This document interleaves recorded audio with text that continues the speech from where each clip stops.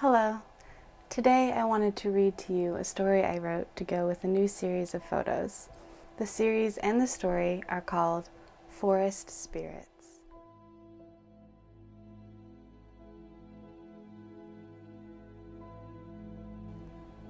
The fairy realm, a place often dreamt of as a child, seems to ebb away slowly as we grow older. Each day, new worries edge out the fantastical world of our childhood. It is as the Fae intended. This fairy realm is very real, just beyond the edge of the farthest you've traveled. An ancient magic is woven through the roots of the walnut trees and flows through the rivers like silken strands, urging the water onward. The Silken Shea Forest was an old forest, the birthplace of the forest magic. The fairy folk once lived alongside humans in this sacred place, teaching them how the land had a magic all its own, and it was to be nurtured, protected, and honored. For many human generations, the forest enjoyed an era of peace, growth, and nurturing, a time when fairy and man walked side by side.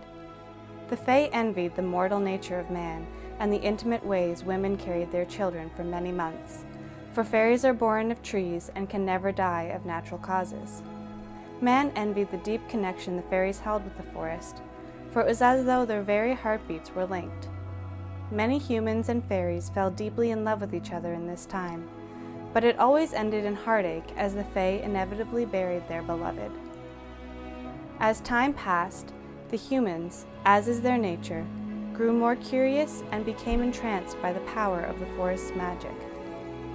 A forest that could take a sapling and have it grow to a mature tree of 50 years in a single evening. A darkness seeped into the Silken Shea Forest as a new clan chief rose to power among the humans.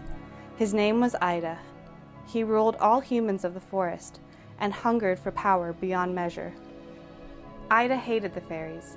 After his father had passed away, his mother had fallen in love with the fairy, who remained ever youthful as she grew older and passed on. He believed the fairies to be cheating death by secrets of the forest they would not reveal to the humans. This fueled his anger and his ego. He believed himself stronger than the forest and any secrets it may hold. For could he not down a great mighty tree with the swing of his axe? All the honor and reverence expected to be paid to this place were just fairy lies to keep them from true power. The ancient magic that coursed through the trees of this forest, his forest, lay waiting for his claim. And so Ida held secret councils where they planned an array of methods to poke and prod the magic from the trees. Knowing the fairies would object, they worked in secret.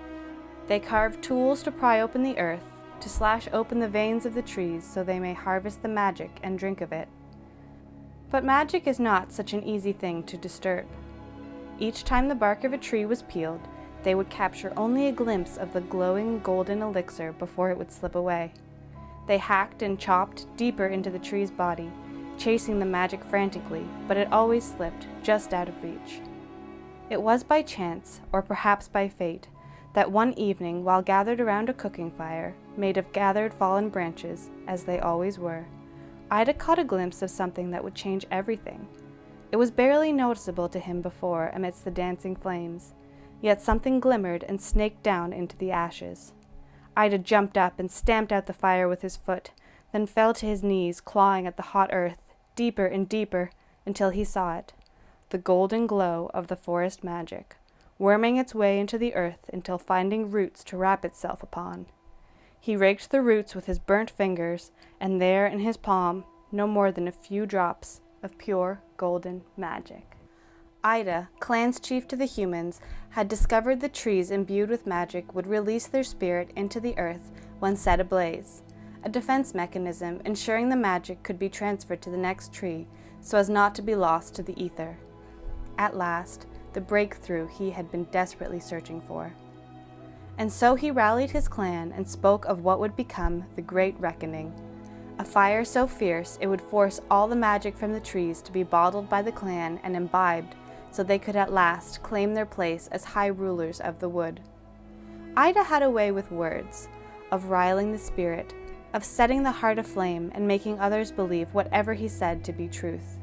He convinced his people that the land belonged to them, that all it held were rightfully theirs, and that this power was too great to be wasted on trees that could not fight or hunt or sing or dance. All but 7 of the clan were convinced. The rest were set in such a fury of desire, their blood burned with fire.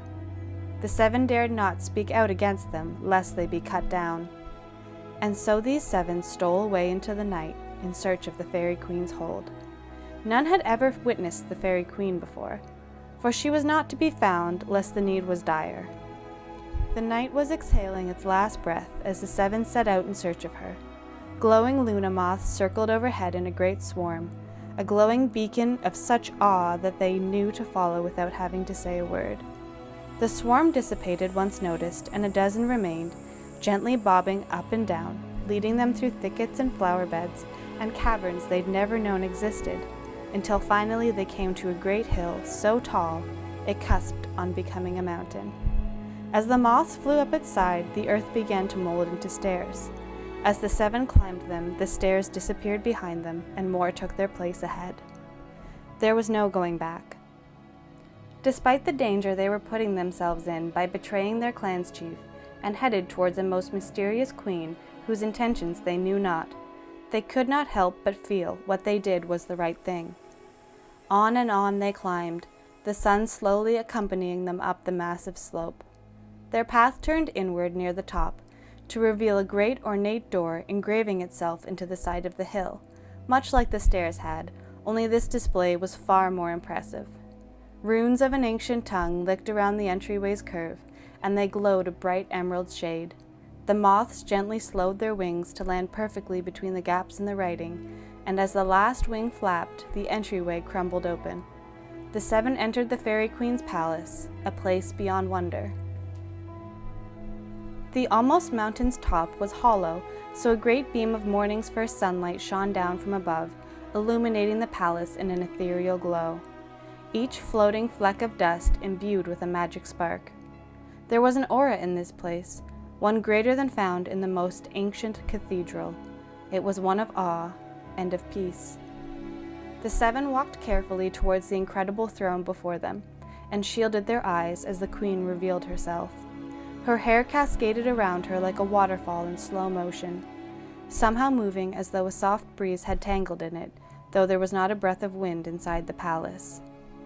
The 7 fell to their knees, their minds filled with anger at the soon-to-be treachery of their people, their hearts pure with love of the forest that had granted them everything they could need.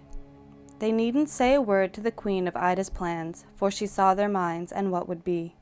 "Stand, my guardians," she spoke, her voice like honey.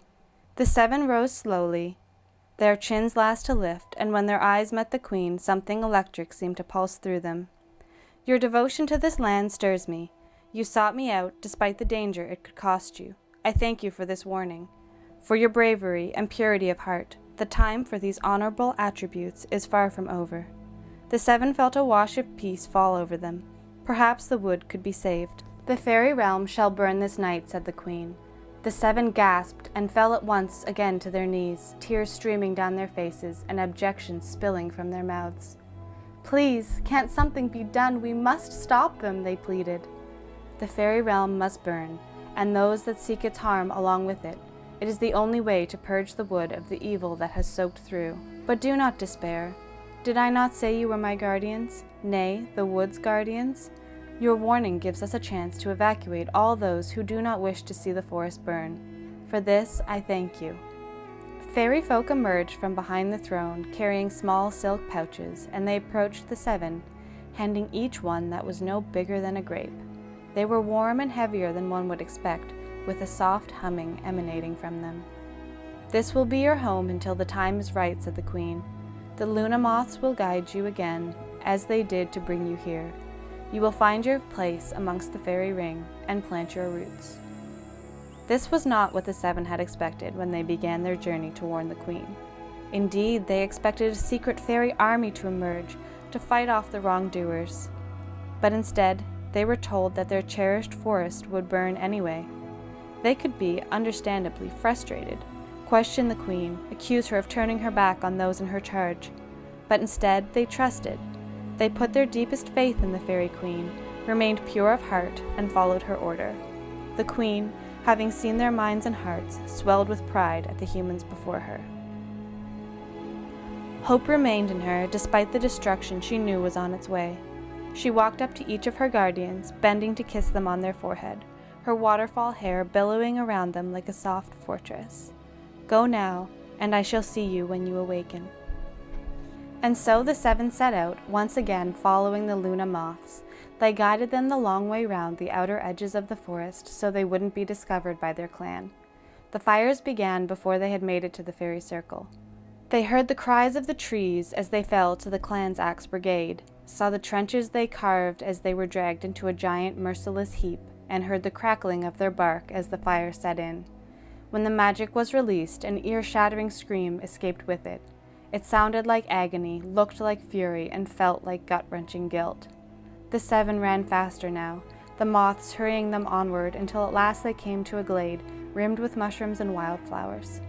The moths formed a loose circle, a great width from each other, and rested gently on the ground, marking a space for each guardian. They took their place and carefully opened their pouches. Inside was a single seed. Its veins glowed and was the source of the humming. Instinct told them to hold tightly to the precious seed, what they knew would be the last of the forest's magic. The fire grew and grew until it overtook the whole land. The 7 remained steadfast, holding their seeds close to their heart as the great fire loomed ever closer. The flames were nearly licking their ankles when they saw a figure emerge from the blaze. The queen. She walked slowly to the center of the circle and brought her hands to her heart. Her eyes closed, and as she did, the seeds burst into life, slowly enveloping the 7, growing their great trunks around them like oaken armor. The fire grew ever closer, scorching the earth at their feet, nipping at their ankles, but it never touched them, never harmed them. Their tree forms grew, now rooting in the ashen ground, and an invisible and impermeable force kept the flames from touching a single leaf on their branches. The queen stood tall and silent, as resilient to the flames as the 7 guardian trees were. Ida's hunger for power only grew as the fire did. Each tree the clan burned and whose power Ida claimed, the madder he became. This new strength had him rip trees from their very roots as though they were weeds. And the more he had, the more he lusted.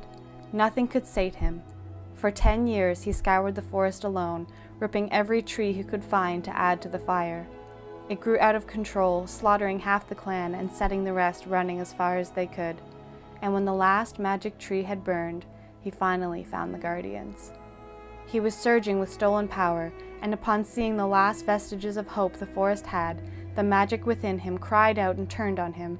The rage and sadness of the magic, having to endure what had been done to it, burst Ida into ash, only to be blown far away from the woods, never to touch the forest again.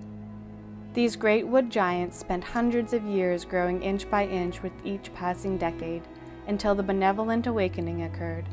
From these trees, 7 guardians of the wood emerged, their blood, their heart, and their very soul intertwined with this forest's destiny. These 7 humans, seemingly negligible except for their incredible faith and bravery, became the forest spirits. With the magic coursing through them, they would protect, nourish, and guide the lifeblood of the 2nd chapter of the Silken Shea Forest. So there you have it. That is my story that goes along with my new photo series, Forest Spirits. It includes 9 new images, and it's of the Guardians and of the Fairy Queen and so much more. You'll be able to see all of the images on my website and Instagram as they get released, and all of the behind-the-scenes looks at the different pictures and costumes and creation that will be coming after this video. So thank you so much for listening to my story and hanging around till the end of the video. I hope that you enjoyed it and maybe it sparked a little bit of imagination. Thank you so much, and I'll see you in the next one. Bye!